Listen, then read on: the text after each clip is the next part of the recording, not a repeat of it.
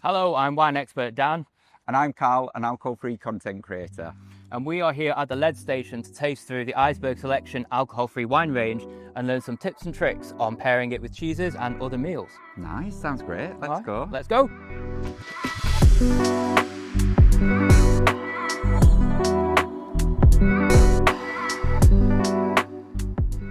Okay, so Karl, we're here to taste some fabulous alcohol-free wines and some gorgeous-looking cheeses. But before we dive into it, I just wanted to ask you, as an alcohol-free influencer, and you know the space a lot more, Yeah. how do you feel, or what do you feel people are at with these days? What is their understanding of alcohol-free wine in particular? What are their concerns? What are they most excited to try? So, how do they feel? I think the most obvious thing is people think it's juice. And they say, surely it's just grape juice. And often people have tried an alcohol-free wine and it does taste like that because it's not been a de-alcoholized wine. So they'll be like, oh, it's not very good. I'm not going to try it. They reject the whole concept of alcohol-free wine because of one experience. So I think there's some convincing to be done. Yeah, I do agree with you. And I think what people maybe are not looking at with alcohol-free wine is treating it like a wine. And that's really important. Eisberg it is good quality wine that's been de-alcoholized, and we want people to enjoy it like that. So it means give it some love, basically. Yeah. Think about what you're pairing. Give it a good wine glass. Like, it's not something, if you don't treat it like juice, it's not a juice. Like, treat it like it's supposed to be. Yeah. People want a grown-up experience. Exactly. They still want the ritual of Friday night, Saturday night. Do you know what? I might have some friends round. We don't want to drink. We can still have alcohol-free wine, a bit of cheese on the side. Gorgeous. Absolutely. So I think let's dive in. Let's try it. First wine. Okay, Karl, so we are here with our first wine. We've got an array of cheeses, and I've kind of paired one with each wine. Okay, nice. What I've kind of looked for, and this is kind of a principle you can apply to any kind of food and wine, is to look about, what is the intensity of the flavour in the food, or in this case, the cheese, and how can you match that in the wine? Nice. So in our Blanc de Blanc, it's got these lovely notes of like vanilla and quite creamy notes. Can I smell? Please do. Cheers. Cheers. Smells amazing. So touches of apple. And what we wanted to do is pair this with a quite nice kind of rich and hard cheese, like a Parmesan. Nice. So that's what we've gone for. Give it a taste on its own first. It's so nice. I like the dryness. Yeah, I think with the added fizz, you don't get that sometimes that cloyiness that you can get with other alcohol frees. Personally, for me, like, you put that in a champagne flute, have it at a reception dinner or something like that. You can't really. It stands on its own as its own drink, doesn't it? Yeah. Nice. So cheese, what's it going with? So we're going to put it with Parmesan. Gorge. So good quality, hard Italian cheese is the one to go for. So what you can do is we've got with the Parmesan and the sparkling wine. Yeah. You wanted that extra bit of pizzazz. Why not? Dip it in some balsamic. Okay. The classic combination of a balsamic with Parmesan with a Prosecco is to die for. So pairing it with an alcohol-free fizz should work. Okay. Yeah. It's very fancy. Yeah. Right.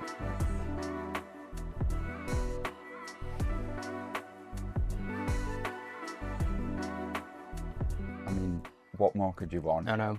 Wine and cheese. This, like, if you're having a few people over for dinner and you're not sure what to do for like an amuse-bouche or when people are arriving, this is so simple. It's so hearty and homely, but it goes so well together. I think the saltiness as well with the wine is just really well balanced. Yeah, absolutely. I agree. Yeah.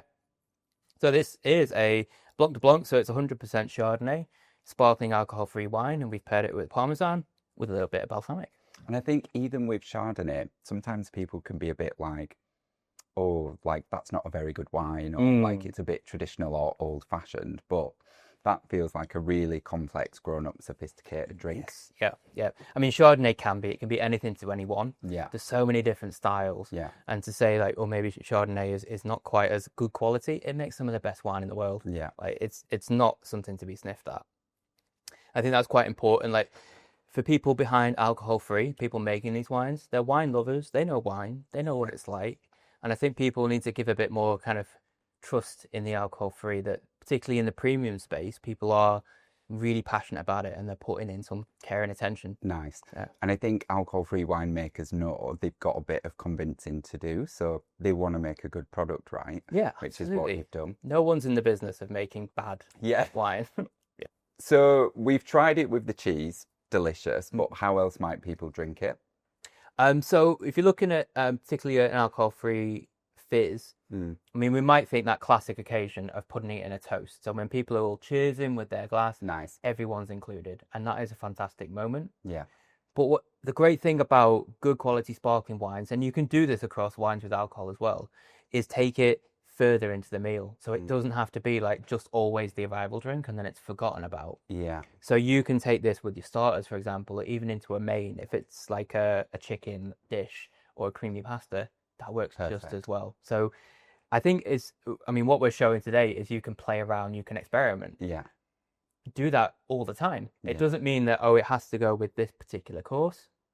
Try it with your main course. You might enjoy it. You might find something. And that is the beauty of food and wine pairing. Yeah. I feel like that's good advice because alcohol-free wine is breaking the norm anyway, right? So how you use it, why not drink it differently? Yeah. I feel like a bit of sparkling with your starter. That's quite a treat. Yeah, absolutely. Yeah. Enjoy it for the rest of the meal. And also, if we're talking alcohol-free, that opens up different times of day as well. Yeah. Bring it to your day drink. Why not? Nice, why not? Or if it's your birthday and you want a glass of fizz in the morning for breakfast, go for it. You can have it. Could you put orange juice in there or is that sacrilege? No, I think. Is that okay? It's your wine, do what you want. A non-alc mimosa maybe? Absolutely. Yeah, go on. Perfect.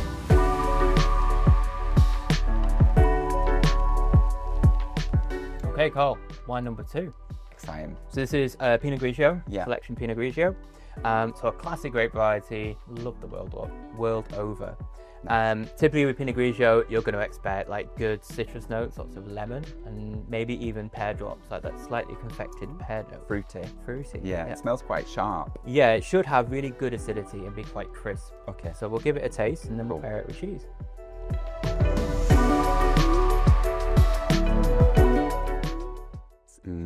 Yeah, it's giving summer, like sat in the sunshine. Yeah. Enjoying a nice chilled glass of white. Yeah, absolutely. It's that dry white crowd. Like, give me a glass. Got some friends over. Yeah. We're here to giggle. Like, enjoy it out in the sun. So what's going with? So we are going to pair it with this gorgeous brie, this lovely soft cheese that's over here. Cute. The reason I paired this, and this is a principle of like this wine with this cheese, but it's so universal, you can use it on any kind of food pairing, is when you've got something that is quite creamy or quite fatty or with a high oil content, look for a wine that's got a really nice crisp acidity. Okay. Because what will happen is the acidity is going to work really well with cutting through that fat. Okay. So here we've got Pinot Grigio with a nice crisp bouts of acidity with this creamy cheese. Nice. Can I ask a question? Are you meant to have the cheese and have the wine whilst the cheese is in the still same in your mouth? Yeah. It's like, good. I mean, meant to swallow first and then. Yeah. I think when you've tasted it, I would say it's swallow most of it. Otherwise, it's going to get a bit tumble dryer, and that's probably not what we want. But we don't want that. No. But yeah, swallow the food, but it'll still be in your mouth. You'll still get the sensation of the flavors. Yeah.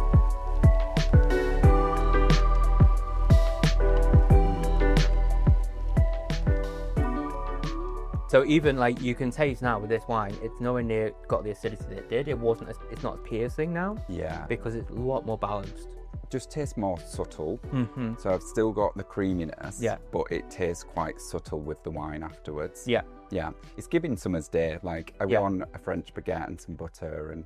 Yeah. Yeah. Gorge. It's amazing how when you've got something that is going to like tone down those sharper edges of it, it's going to let the aroma and the flavor just sing a lot more. Yeah. And that's what we really want with the whole range of Eisberg Selection, is we really want that character to come through. So we spend the time really working hard to make sure that it's going to deliver when it gets into someone's glass. Do you think with alcohol-free wine, do you think people sip and savour it more? Because I guess the goal isn't necessarily you're not drinking alcohol for the effects of alcohol. It's just the flavour and the taste, right? So I feel like compared to drinking an alcoholic wine, I feel like I'm really noticing the flavours and I'm really appreciating the taste of it. Yeah, I think it is a point. I think with wine in general, we tend to interrogate it quite a lot. Yeah. It's a part of the reason why alcohol-free wine sometimes suffers a better rep than beer, for example. Yeah. So an alcohol-free beer, one, it's closer in ABV at the start anyway, so it's going to taste similar. It's going to taste similar, yeah. But also, when you're enjoying a glass of beer, you tend to drink it. Someone puts a glass of wine in front of you, I anyway will start swirling it, smelling it, looking at it, thinking more about it. Yeah. Wine's got nowhere to hide, and I think that is so you will enjoy and savor the alcohol-free wine a bit more. Yeah, I guess there's a bit more critique with it. Whereas if people are ordering an alcohol-free beer, typically they might go into a venue and they're not really fussed which one. Yep. Whereas this, I think people need education around the good quality wines that are out there and how to find them, but also how to drink them. Yeah, absolutely. Nice. And, that comes from the wine world as well. People are quite passionate about their wine and they're quite protective of what they know. So people really, if you're a Sauvignon Blanc person, you're a Sauvignon Blanc. Or we talked about Chardonnay. Some people just steer from Chardonnay because that's what they've learned and they will stick to that. I was a Sauvignon B guy, so I'd be like, get the Sauvignon B in. Yeah, absolutely. Yeah, so it's for us, wine can be complicated sometimes. Yeah. We want it to be quite enjoyable and we want people to play and try things a little bit more. So God, that's stunning. So we've talked about alcohol-free wine. It's, I guess, a bit of an unknown to lots of people. So where people are thinking about delving into this space, what are some tips and tricks in terms of what should they look for? What is going to be a signal of something that is good quality? It's going to pair nice with food, because I guess a lot of people, they just don't know where to start. Yeah, I think when you're looking at particularly the range of alcohol-free, and it is growing and growing, there are more and more brands that are coming on with a premium offering like Eisberg Selection. And I think the same is the case of wine with alcohol, is that if you spend a little bit more, you're going to get a lot more quality for your money. Yeah. So I think for people, I understand like starting to try an alcohol-free wine, you might not want to go out and get the most expensive. Yeah. But certainly give it a try, particularly at key points of the year, whether that is Christmas or whether it's special occasions, Valentine's Day, Mother's Day. Yeah. Those are your times when you can really just give yourself the excuse to spend that little bit more. Even if it's a few extra quid, it's going to make a difference. It absolutely will. Yeah. So when you're looking at varieties that you might work, particularly like we've traced the Pinot Grigio with this brie, we've picked it because of its high acidity. So things to look for would be the variety to start with. Okay. So Pinot Grigio is almost always going to be quite high acidity. Your Sauvignon Blancs as well. So they're a really good pairing as a substitute for a Pinot. And really you'll find that it should go with quite a good range of meals. So you'll see that, anything that has a good creamy fat content would work really well. Okay. So whether it is things like pasta dishes. I'm thinking of carbonara. Carbonara, absolutely classic. Yeah. Feels like it'd go lovely with that. Yeah, it would. Yeah, and I think even like again we talked around with a sparkling, you bring it into more occasions. You can move beyond that idea of white wine goes with fish. Yeah, it absolutely will, but also you can be a bit more adventurous. Be more adventurous. Exactly. Right. And put it with the carbonaras and your quite rich dishes. Nice.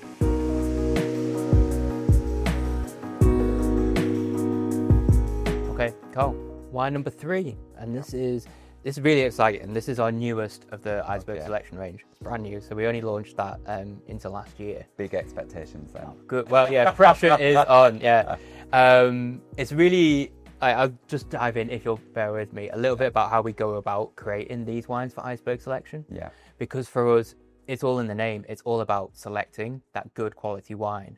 So we set out to think, well, we want a rosé, a nice, dry, crisp rosé to fit in the range. We set out to find the base wine. And then we put it through the de-alkalization, which is not an easy thing to do. And because of this wine, we don't mess around with it after. It just basically had to work. So there was quite a risk when we de-alkalized the wine that we were not happy with it. Right. So it goes to show we do play around with different varieties. And, if we don't think it's good enough, we don't release it. Yeah. So this is just a single plot of Grenache that we've picked here. to produce this quite dry style of rosé. Yeah, it smells very summery. Yes, yeah, absolutely. So we've gone really for like a Provence, south of France style. Okay. So think about Capri, think about the Riviera. That's where you are. Yeah, gorgeous. Absolutely.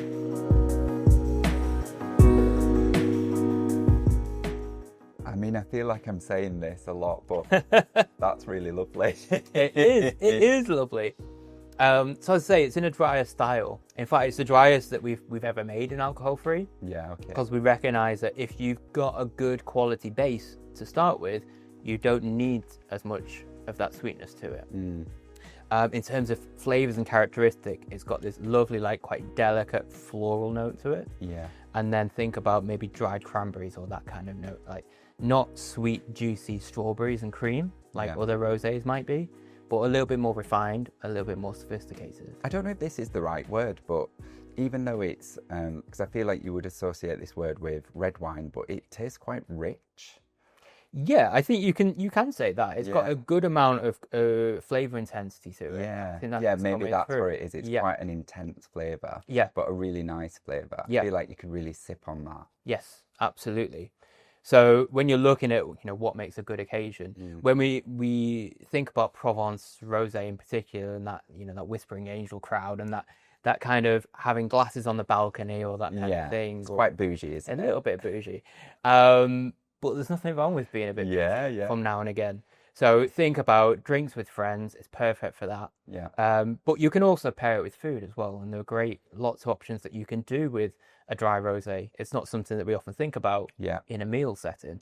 I feel like I know we're having cheese, so I guess it's a similar vein, but for me it's giving charcuterie board. I feel like I'd have some nice meats and bread and a selection of things to pick at whilst enjoying it. Absolutely, that's a good call. Good shout that. I think it would work really well, particularly when you've got different flavours going on. Yeah. Paired with some nice crudités, some nice like good quality grapes, good quality fruit and veg to go with it as well.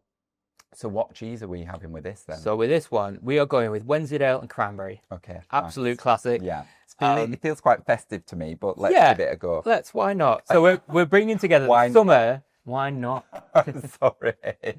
It's fine. I'll let you off. I'm sorry. I'll stop. So we are pairing, we're bringing the Christmas with the summer. We're combining the seasons. So generally, fruit, and so particularly fruit and cheese or sweet fruit and veg in meals can be tricky because you've got quite a lot going on, and particularly when you've got something that is sweet and savoury at the same time. Which way do you go?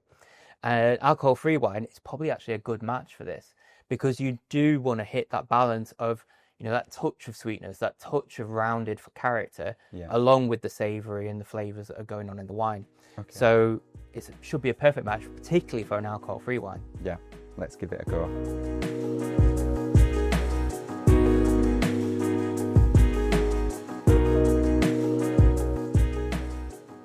Do you know what I think that does, which is really gorgeous? The cranberry, like the sweetness of the cranberry. So you've got that creaminess of the cheese. I feel like I'm talking about a cheese expert now.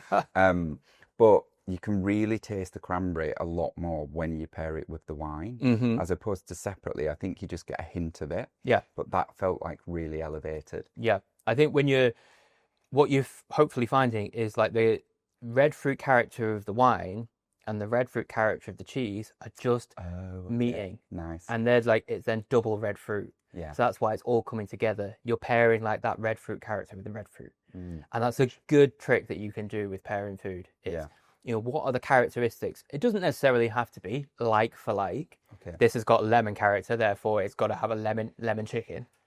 But that style, is it fresh fruit? Is it citrusy? Is it quite dried fruit? Or when we'll see later on with the red, is it quite vegetal and quite heavy and earthy? Okay. And you'd match it that way.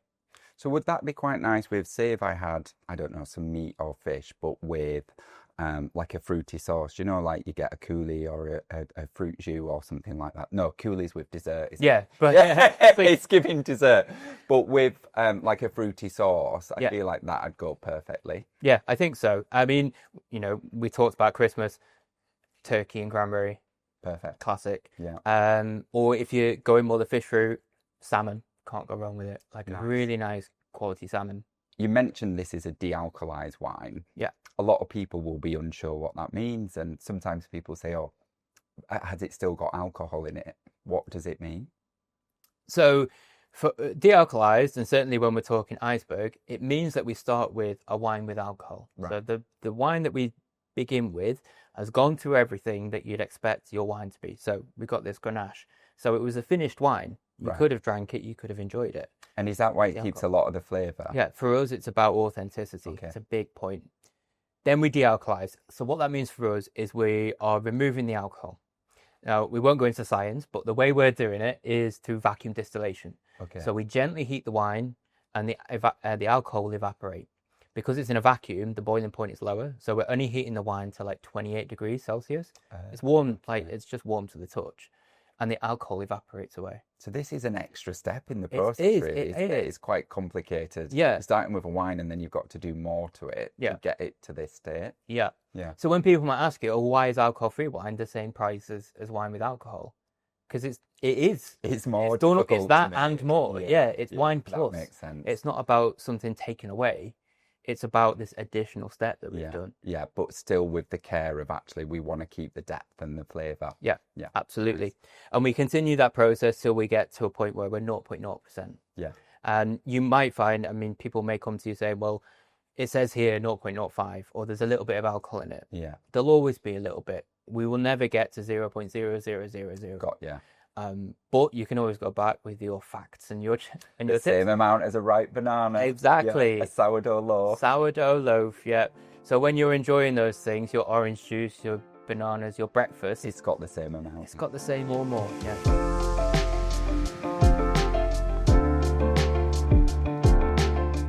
Right, the big one, red wine. So I get asked all the time, is there any good alcohol-free red wine out there? I think there's something about the ritual of having a glass of red. For people that are choosing not to have a drink or don't drink, they really miss it. And I think often when they try something, it might taste a bit juicy. So I'm looking forward to sampling this. Yeah. What are we having? So this is our Pinot Noir from Eisberg Selection. And you mentioned about red wine, and yes, it's true. I can understand people's concerns. When we're looking at making alcohol-free wine, reds are always trickier. They're always that extra step that we need to get right.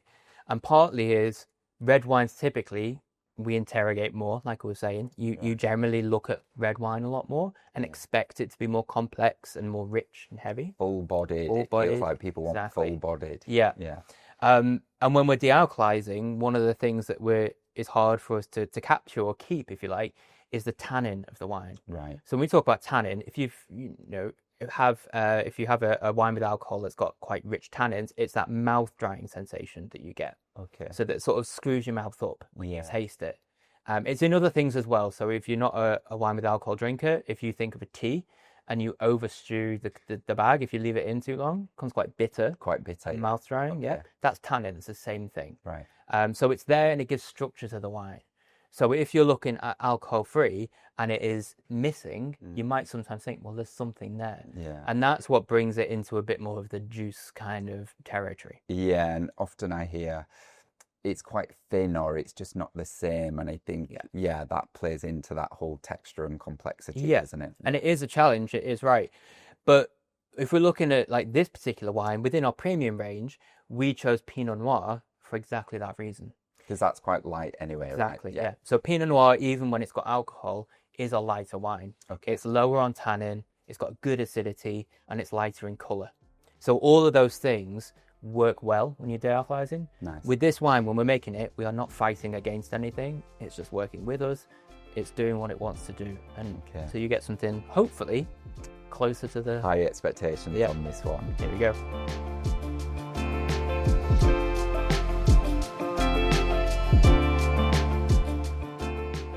Really nice.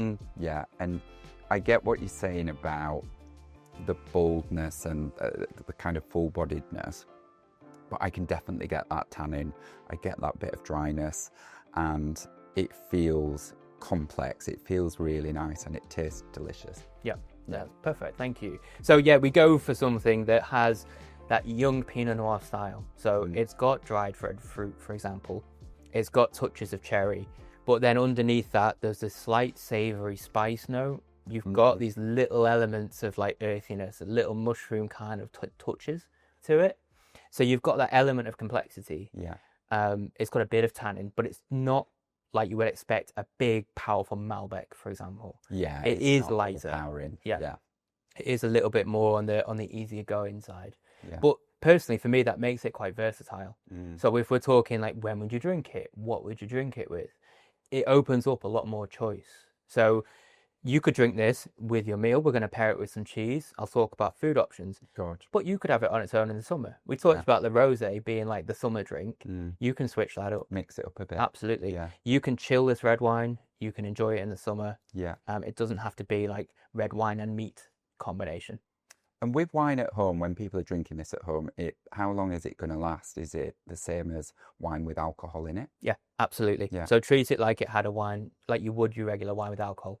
So it's got 2 to 3 days once you've opened it. Yeah. If you feel like you're not going to drink it or get through it in that time, or you don't with your regular wine, there are plenty of things these days that allow you to enjoy it at a slower pace. Yeah. So you can get vacuum preservation system that basically just preserves the wine for a bit longer. You can get a good week out of it. Yeah. You can get wine that extracts it without going into the bottle itself. Like, there are ways and there are tools that you can get for your own home to enjoy and take away those barriers that you might otherwise have. Because I think sometimes people might open a bottle of alcohol-free wine and maybe drink it differently, and it might last a few nights rather than just having a bottle of wine in the evening shared with your partner or shared with friends. You might think, actually, I'll have some of that tomorrow with dinner as well, so it can last a bit longer. Yeah, absolutely. Nice. And if it has been been open a couple of days and you maybe feel like you're not ready for it, you can cook with it. Like, you can put wine in your cooking as well. It's giving versatility. Put it in your gravy. Like, you can really enjoy it as well. A red wine jus. Absolutely. Yeah, will it work? Yeah, God. absolutely. And it's got none of the alcohol, so you don't need to do all of that cooking off the alcohol at the beginning. Nice. It's just ready to go. So what cheese are we having? So we're going to have this final cheese, which I've been eyeing up for all this time. This is the a best Stilton, yeah. So I've chosen this particular cheese because of its tangy, savoury notes. And I want that to match, hopefully, with the Pinot Noir's quite tanginess, like good acidity with a touch of savoury underneath it. Yeah. It should be quite a decent pairing. For me, it's a classic. It feels like these are the two things that just go together naturally. Yeah. And, when you're talking food and wine pairing, sometimes the classics work.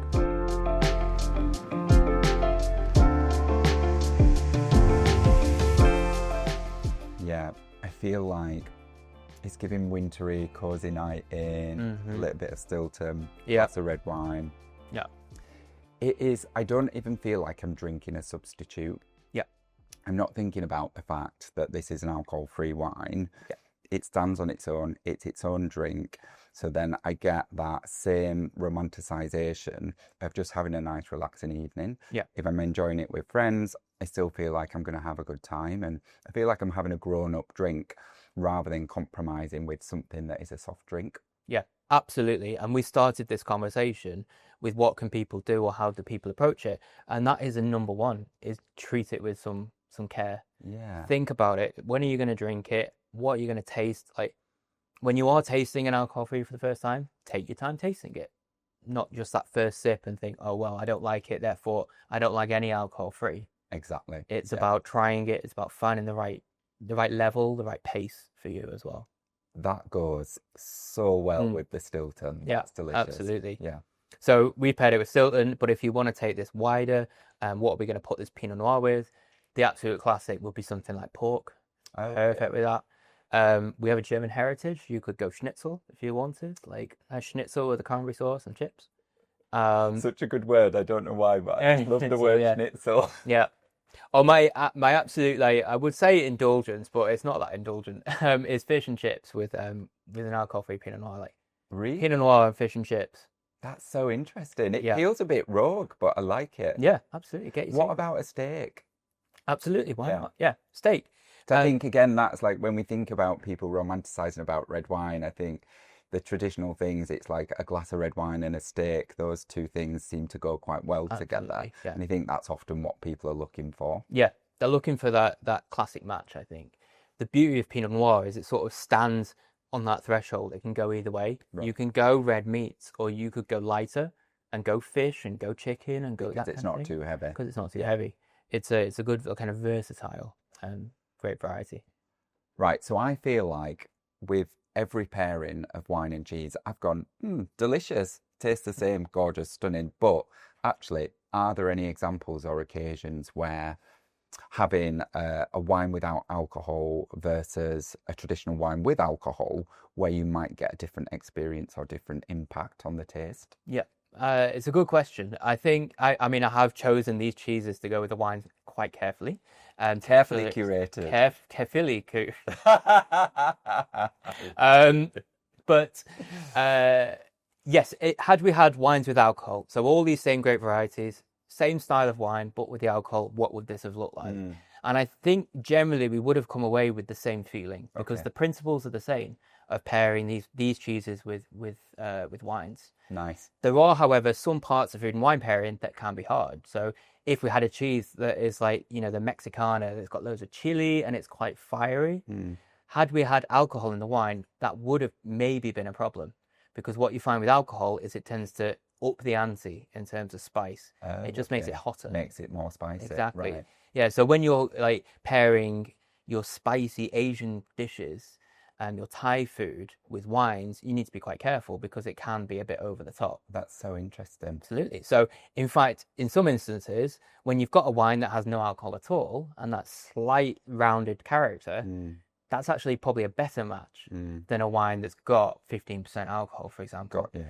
So there are some points where alcohol-free wine can actually trump alcohol wine in terms of the match when pairing it. So if you're next having a quite spicy dish, try the alcohol-free and see how it works. But I guess, like, in summary, you're not really compromising on taste, on flavour, on experience. You can have the same experience with alcohol-free. I think so. I've had a great time. I've really enjoyed it. I've had a lovely time. Yeah. Okay, Carl, I've got a question for you. Ooh. So me as someone involved in alcohol-free wine who also drinks wine with alcohol, I like to moderate, I like a bit of both.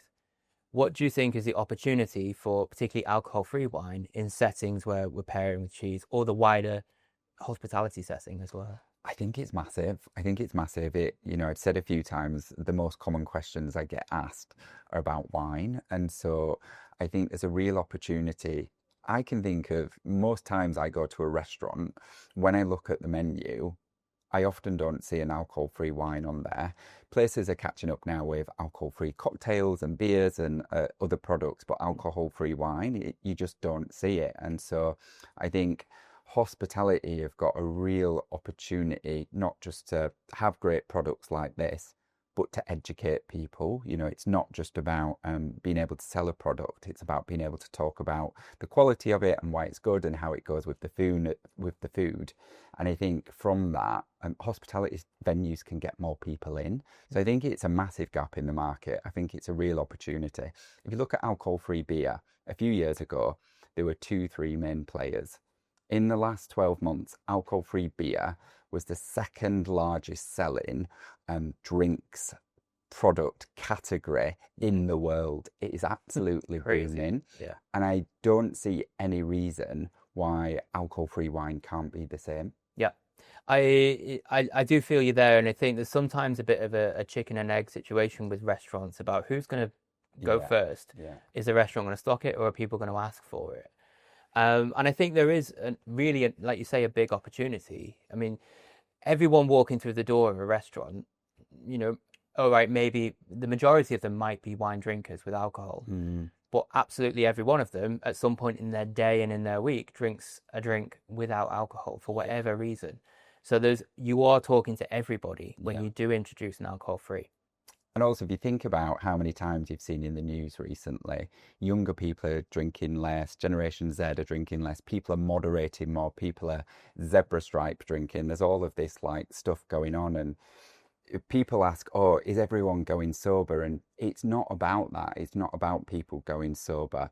It's about people being more mindful and actually thinking about, well, on a night out, or when I go to a restaurant on a Wednesday night, I've got work the next day. Do I want to drink? No, but would I still like a nice glass of wine? Yes. And so it's plugging that gap. So culturally, it's changing. And I think where on the hospitality point, where hospitality venues are not thinking about this now, they're missing a trick for the future, because that trend, well, it's not even a trend. That's just going to continue to go in the same direction. So people need to be thinking about this stuff now. Yeah.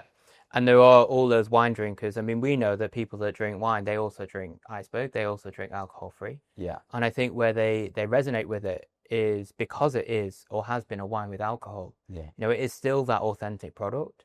And even to the point where, you know, you have to be 18 to buy it. It's a wine product. And therefore, it's not, you know, it is sophisticated. It is grown up. It's not a soft drink in the same way. And I think there is a good opportunity for plenty of alcohol-free and also for the trade to work together. And I think it feels like everybody wants it. Yeah. And it's like, where is the, you know, where's it going to happen? Where's the boom? It is coming. It is yeah, coming. Absolutely. I'll be banging the drum for you. Excellent. So I think we've had some fantastic cheese and wine pairings today. Yeah. I think hopefully we've seen like what is the value of pairing wine with food, and there's a lot more to do in the space. I know that you work quite hard to show people that there is particularly a drinking culture around alcohol-free and around alcohol-free wine. Yeah. And what's next for you? What's the new exciting? Yeah, I like to talk about this stuff because for me, I have a little motto: cutting out isn't missing out. And I think often the mindset is, oh, it's not got alcohol in it, you know, this sense of FOMO. But actually, as we've seen, like, you can have great quality drinks with your food in also lots of different settings, whatever the occasion might be. And so I just want to keep promoting that. And, you know, I've got a supper club coming up soon, which I'm calling Soft Supper. I like it. Because, you know, you go to a restaurant and maybe there'll be a tasting menu or a wine flyer and drinks pairing. It's always with alcohol. And that's no shade on alcohol, fine. Most people drink alcohol. I'm not anti-alcohol. But what about people, and this isn't about do you drink, don't you drink, what about just having an offering for people that don't want to drink on that occasion? And so I want to do more of that, and that's the aim with the Soft Supper Club. Absolutely. Well, it sounds fantastic. Thanks, mate. Yeah, I hope it's a success. Well, I'll see you there. See you there. Right, thank you very much, Karl. Cheers, Dan. And hopefully it's been a fantastic day for you. Yeah, that's been great. Thank you. Cheers.